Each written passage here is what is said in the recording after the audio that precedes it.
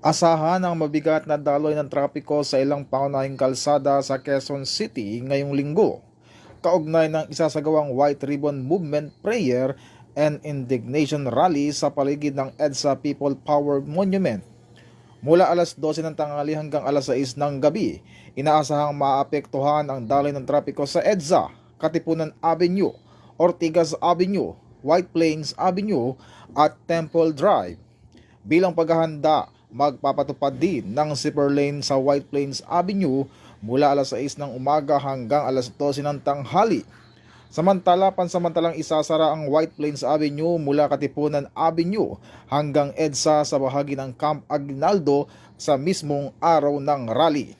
Nakaantabay naman ang mga tauhan ng Traffic and Transport Management Department, Department of Public Order and Safety, Task Force Disiplina, Quezon City Police District at MMDA upang tiyakin ang maayos na daloy ng trapiko at seguridad sa lugar. Pinapayuhan ng mga motorista na gumamit ng mga alternatibong ruta upang maiwasan ang matinding pagsisikip ng daloy ng sasakyan. Mula po dito sa himpilan ng Pambansang Pulisya ng Pilipinas, ako po si Patrolman Adrian Dayaw, nagbabalita para sa Police News Express, bagong PNP para sa bagong Pilipinas, serbisyong mabilis, tapat at nararamdaman.